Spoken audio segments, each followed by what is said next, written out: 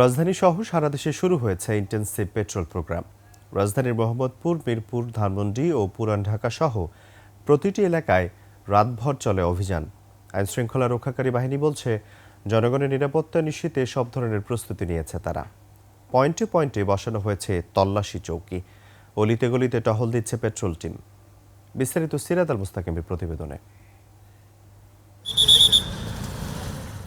রাজধানীর বিভিন্ন রাস্তায় বসানো হয়েছে যৌথ বাহিনীর তল্লাশি চৌকি। অলিগলিতে র্যাব, পুলিশ ও সেনাবাহিনীর টহল। রাজধানীর রাতের এই চিত্রই বলে দিচ্ছে অপারেশন ডেভিল হান্টের পাশাপাশি শুরু হলো ইন্টেন্সিভ পেট্রোল প্রোগ্রাম। কেউ অপরাধ করে যাতে পালিয়ে যেতে না পারে সেজন্য চেকপোস্টগুলোতে কঠোর নজরদারি চলছে। গাড়ি, মোটরসাইকেলের পাশাপাশি অটোরিকশাও তল্লাশি। আইন শৃঙ্খলা বাহিনীর এমন উপস্থিতিকে সাধুবাদ জানান নগরবাসী। তবে প্রয়োজন আরও বেশি তৎপরতা।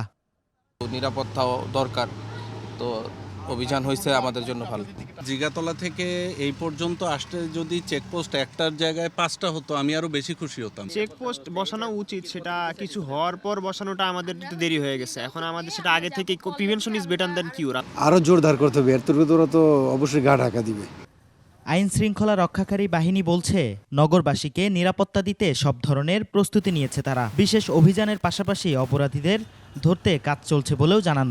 আমরা প্রিভেন্টিভ মেজার হিসেবে টহল সহ চেকপোস্ট এইগুলো তো স্থাপন করেছি, পাশাপাশি আমাদের আভিযানিক কার্যক্রম চলমান আছে। তো আশা করি মানুষের যে আস্থাটা হারিয়ে গিয়েছিল, এই আস্থাটা আবার ফিরে আসবে। চেকপোস্ট খুবই জরুরি, কারণ এটা একটা মানুষকে একটা মেসেজ দেয়। হ্যাঁ, যারা এই ধরনের কাজগুলো করতে চায় তাদের জন্য একটা মেসেজ যে না, পুলিশ সজাগ আছে, পুলিশ কাজ করছে নগরবাসীর জন্য।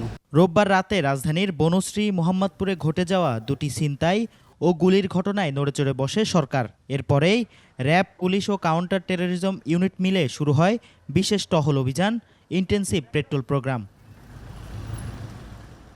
সিরাত আল মুস্তাকিম, 21 টেলিভিশন, ঢাকা।